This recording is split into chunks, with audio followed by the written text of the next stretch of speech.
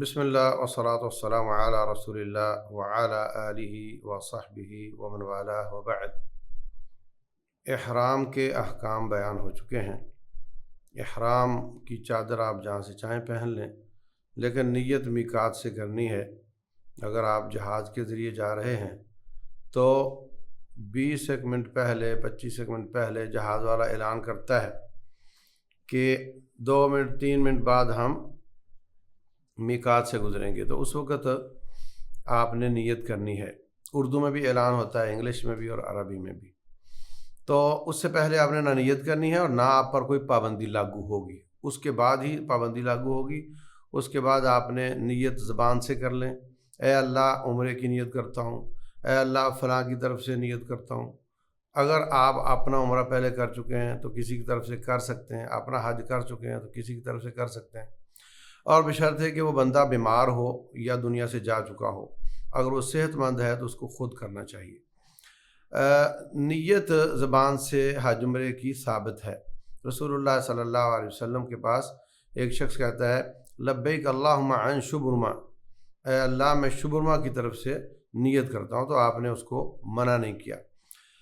اب آپ جدہ پہنچ گئے، جدہ ایئرپورٹ پر بہت فلائٹیں اتر رہی ہوتی ہیں، تو ایک دم رش ہوتا ہے، تو بسا اوقات 6-8 گھنٹے لگ جاتے ہیں آپ کو وہاں پر۔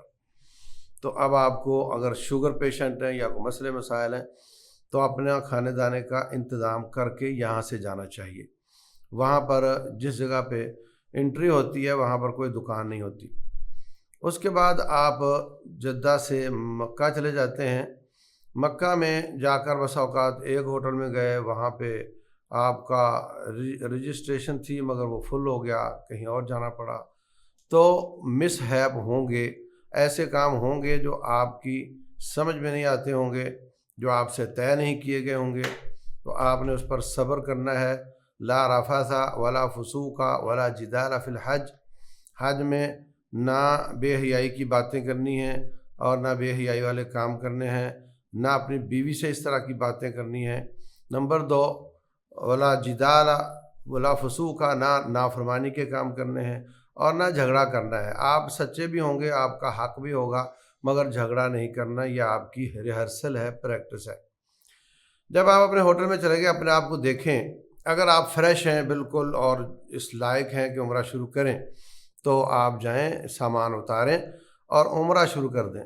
اگر آپ سمجھتے ہیں کہ نہیں میں تو بالکل تھک گیا ہوں، نیند کا غلبہ ہے، تھکاوٹ ہے، یا آپ کے ساتھی اس طرح ہیں، تو پھر آپ کیا کریں، آپ جا کر آرام کر لیں۔ جب تک آپ اپنے ملک واپس نہیں آ جاتے، آپ سفر میں ہیں، آپ قصر بھی کر سکتے ہیں، آپ جمع بھی کر سکتے ہیں۔ ظہر عصر آپس میں، مغرب عشاء آپس میں یہ جمع ہو سکتی ہیں۔ تو ظہر عصر کی 2 4 رکعتیں، مغرب عشاء کی 3 اور 2 5 رکعتیں، اور جو تہجد وتر ہے یہ ایک الگ نماز ہے، یہ نبی صلی اللہ علیہ وسلم نے سفر میں بھی پڑھی ہے، اور جو فجر کی 2 سنتیں ہیں یہ بھی آپ نے سفر میں پڑھی ہیں۔ تو بہر صورت آپ اگر ظہر پہ پہنچیں عصر پہ تو آپ دونوں نمازیں پڑھ کر سو سکتے ہیں۔ مغرب پہ پہنچیں عشاء بھی ساتھ پڑھ لیں، سو جائیں، آرام کر لیں۔ نیند میں اگر سر پر کپڑا آ گیا تو کوئی حرج کی بات نہیں، جان بوجھ کر نہیں لینا۔ اٹھے ہیں تو آپ نہا سکتے ہیں، اپنا احرام چینج کر سکتے ہیں۔ احرام گندا ہو گیا تھا اس کو آپ دھو کر دوبارہ پہن سکتے ہیں، داغ لگ گیا تھا دھو کر پہن سکتے ہیں، چینج بھی کر سکتے ہیں، بس صابن ایسا ہو جو خوشبو والا نہ ہو۔ نہاتے ہوئے کو بال گر جاتا ہے داڑھی کا یا سر کا، کوئی حرج کی بات نہیں ہے، جان بوجھ کر نہیں نکالنا آپ نے۔ ناخن نہیں کاٹنے، بال نہیں کاٹنے، جسم کا کوئی جیسے بعض کو انگلیاں چبانے کی عادت ہوتی ہے نہیں کرنا۔ اسی طریقے سے آپ نے سر پر کوئی کپڑا نہیں لینا، جو مرد ہے وہ سر پر کوئی کپڑا نہیں لے گا، اور خوشبو نہیں لگانی۔ احرام لبیک کہتے ہوئے سر پر خوشبو لگانا مسنون ہے، جائز ہے، وہ بعد میں بھی لگی رہے گی، کوئی حرج کی بات نہیں ہے، لیکن ایسی جگہ پہ جہاں سے کپڑے کو لگ جائے وہ جائز نہیں۔ اسی طریقے سے آپ نے جیسے میں نے بتایا کہ بیوی کے ساتھ مخصوص باتیں اور مخصوص حرکتیں اور کام یہ جائز نہیں ہے اس میں۔ اور احرام کی حالت میں آپ ایسے کپڑے نہیں پہن سکتے جو شلوار قمیص کی طرح ہوتے ہیں، انڈر ویئر، بنیان، یہ سب چیزیں نہیں پہن سکتے۔ اگر کسی پیشنٹ کو جیسے اللہ محفوظ رکھے پیشاب نکلتا رہتا ہے یا اور تو ایسی صورت میں وہ کیا کرے کہ انڈر ویئر پہن لے، کپڑا رکھ لے یا پیمپر پہن لے، مگر دم دے دے۔ دم کیا ہوتا ہے؟ جس نے بھی احرام کی پابندیوں کی مخالفت کی وہ 3 کاموں میں سے ایک کام کرے گا، یا تو بکرا ذبح کرے گا مکہ میں وہاں کے مسکینوں کے لیے، یا 6 مسکینوں کو وہاں پر کھانا کھلائے گا، یا 3 روزے رکھے گا۔ ان میں سے کوئی ایک کام کر سکتا ہے۔ اچھا، اس کے بعد یہ ہے کہ اگر کسی بیوی کو ایسی شکایت ہو جاتی ہے ماہانہ روٹین کی، تو وہ اگر تو طواف کرنے سے پہلے ایسا ہو جاتا ہے تو وہ اپنے ہوٹل میں انتظار کرے گی۔ نیت وہ بھی مردوں کے ساتھ ہی کرے گی اور وہ انتظار کرے گی، اور جب پاک ہوگی تو پھر اپنا عمرہ کرے گی، اپنا حج کرے گی۔ اگر اس کو وہ تکلیف عمرہ کرنے کے یا طواف کے بعد آتی ہے تو جو سعی ہے، سعی اس حالت میں کی جا سکتی ہے۔ وہ جو جو سعی کا مسعی ہے وہ حرم کا حصہ نہیں مانا جاتا۔ اگر عمرہ کر چکی تھی اور حج سے پہلے ایسا ہو گیا ہے تو منا جائے، عرفہ جائے، مزدلفہ جائے، یہ سارے کام کرے، قربانی کرے، بال کاٹے، کینکریاں مارے، سارے کام وہ اس حالت میں کر سکتی ہے۔ صرف طواف نہیں کر سکتی، تو اپنے طواف زیارہ کو لیٹ کر لے تو کوئی حرج کی بات نہیں ہے۔ اگر کسی کو کوئی بھی تکلیف آ جاتی ہے، اللہ محفوظ رکھے، کوئی چوٹ لگ جاتی ہے، کوئی دورہ پڑ جاتا ہے کوئی، تو پولیس والوں کو بتانا ضروری ہے۔ وہ آپ پر 10 روپے بھی لگائیں گے، 10 لاکھ بھی لگائیں گے اور آپ سے کوئی پیسہ نہیں لیں گے۔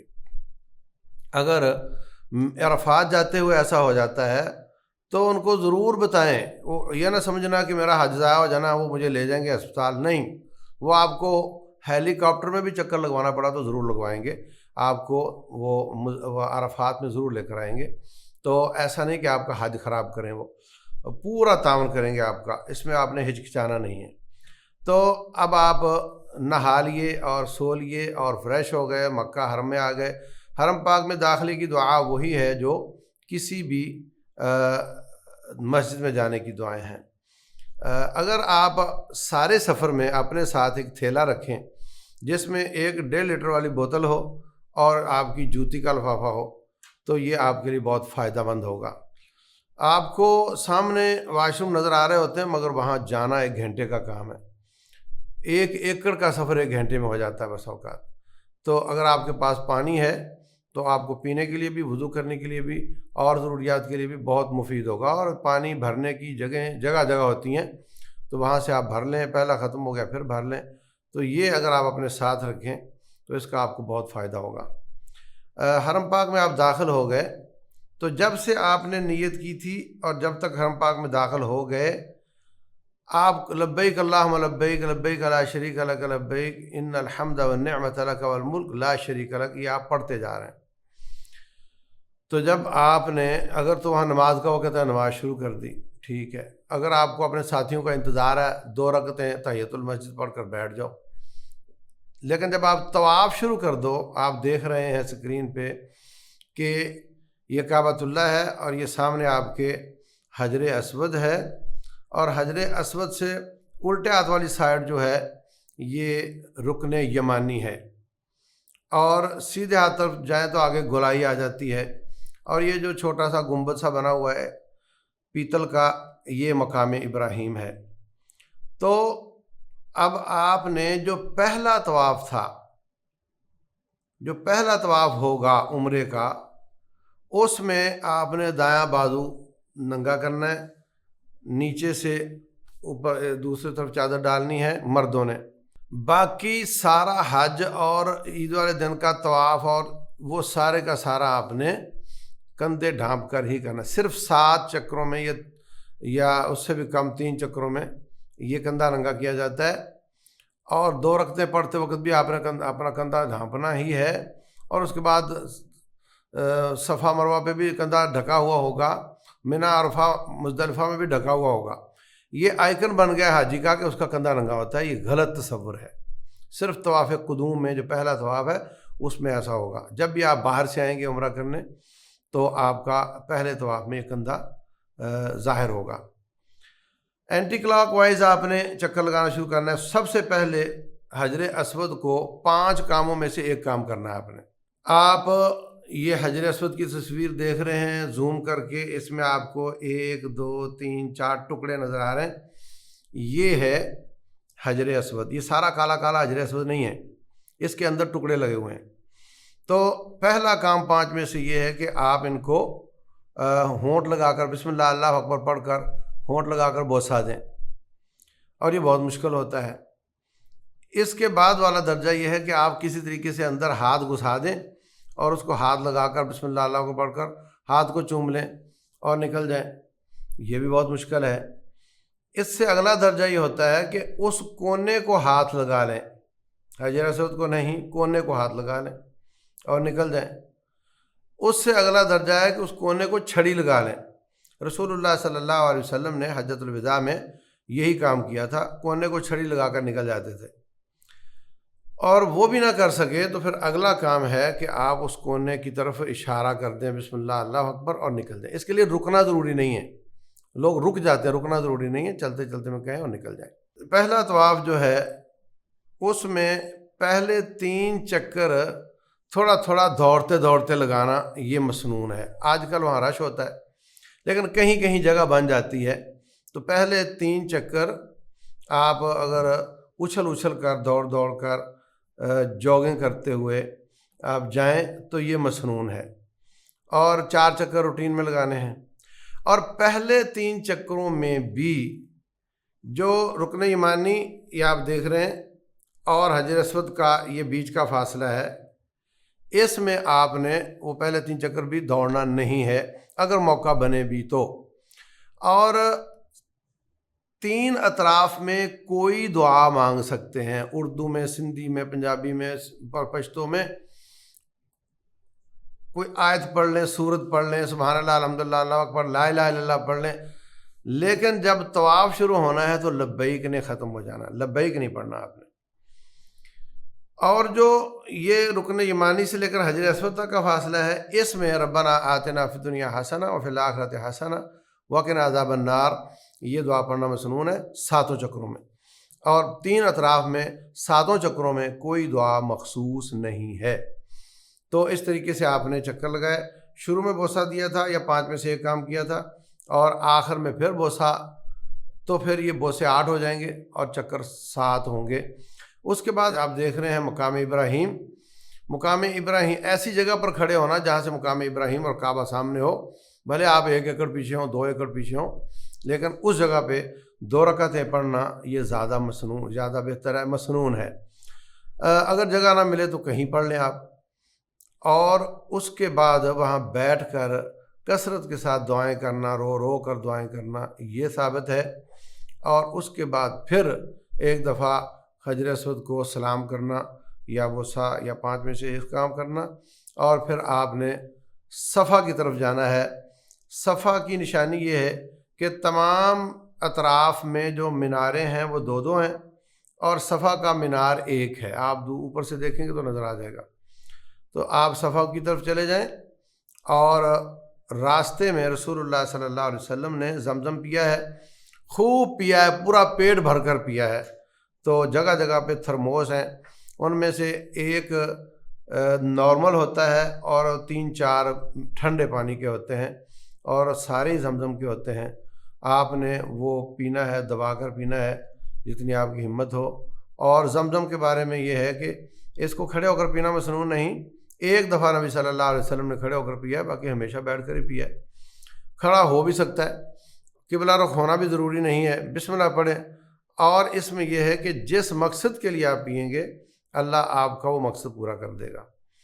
تو جو بھی آپ کے دل میں دعا ہو اس وقت اللہ تعالیٰ وہ زیادہ لائق ہے کہ اس کو قبول فرما لے۔ اس کے بعد آپ صفا پر جائیں گے۔ صفا اثر میں پہاڑی تھی اور مروہ بھی پہاڑی تھی، اس طرح آہستہ آہستہ اترتی تھیں، اور ایک مقام پر آ کر وہ ختم ہو جاتی تھی، بیچ میں تھوڑا سا فاصلہ برابر زمین کا تھا۔ اب انہوں نے کیا کیا ہے کہ پہاڑیاں چھوٹی کر کے بیچ کے فاصلے کو پور کر دیا ہے، تو اب وہ ایک ورنڈے کی شکل بن گئی ہے۔ آپ دیکھ رہے ہیں سامنے، کہ یہ صفا اور مروہ ہیں، ان کا خاکہ دیکھ رہے ہیں، ان کے بیچ میں یہ دو نشان لگے ہوئے ہیں۔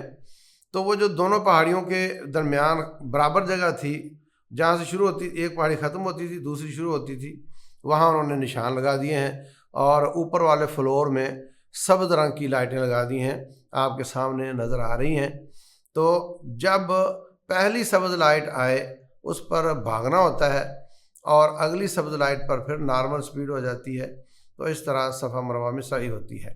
تو سب سے پہلے آپ نے اس میں جو لوور گراؤنڈ فلور ہے اس پہ وہ اصلی پہاڑی بھی نظر آتی ہے، اور وہ ایئر کنڈیشن بھی ہے۔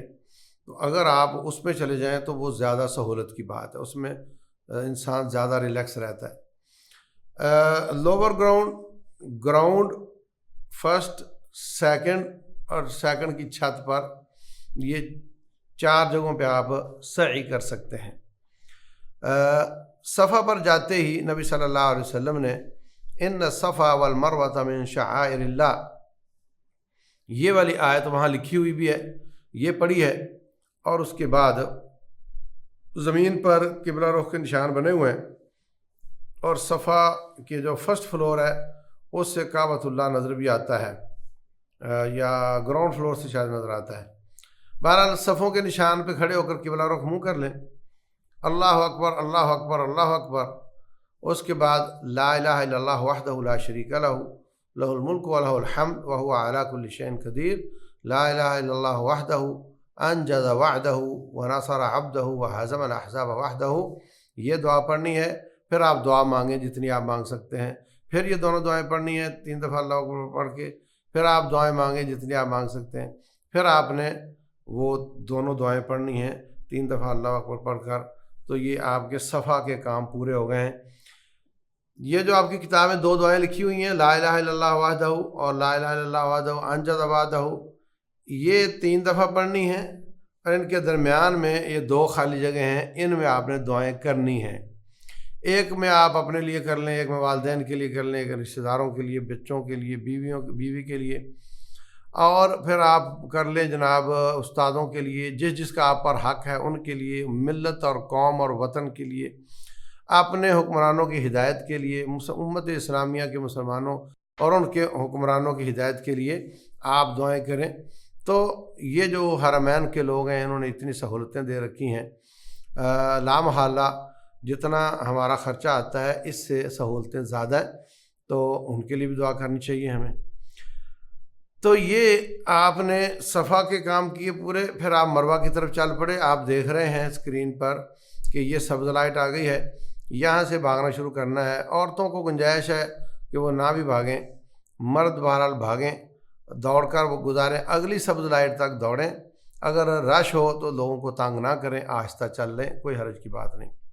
اس کے بعد مروہ پہنچنے پر بھی سیم وہی کام کرنے ہیں جو صفا پر کیے تھے، اور آپ وہ زمین پر صفوں کے نشان دے کر قبلہ رخ ہو کر یہی کام کریں گے، اور واپس مروہ آ جائیں گے۔ تو جانے کا چکر 1 شمار ہوگا، واپسی کا 2 شمار ہوگا، پھر جانے کا 3، پھر واپسی کا 4، تو 7واں چکر آپ کا مروہ پہ ختم ہوگا۔ تو مروہ پر جب آخری چکر پر پہنچیں گے تو آپ نے کوئی دعائیں نہیں پڑھنی، بس پہنچنا ہے، اور اس کے بعد آپ نے کینچی لے کر اپنی بیوی، والدہ، بہن، بیٹی، اس کے بالوں کو پکڑ کر آخر سے 2-1 انچ کاٹ دینا ہے، تو اس کا عمرہ مکمل ہو گیا۔ اور آپ اپنا سر خود موڑ لیں، کسی سے منڈوا لیں، بہرحال جب آپ اپنا سر موڑ لیں گے تو موڑنے والوں کے لیے 3 دفعہ نبی صلی اللہ علیہ وسلم نے رحمت کی دعا کی ہے، اور کاٹنے والوں کے لیے 1 دفعہ کی ہے۔ تو آپ دونوں میں سے کوئی ایک کام کر سکتے ہیں، تو اس طرح آپ کا عمرہ مکمل ہو جاتا ہے۔ اب آپ جائیں، جا کر نہائیں، خوشبو لگائیں، کپڑے پہنیں، آپ ایسے ہی ہیں جیسے آپ کراچی، لاہور، اسلام آباد میں تھے، آپ پر کسی قسم کی کوئی پابندی نہیں رہے گی۔ واللہ تعالی اعلم۔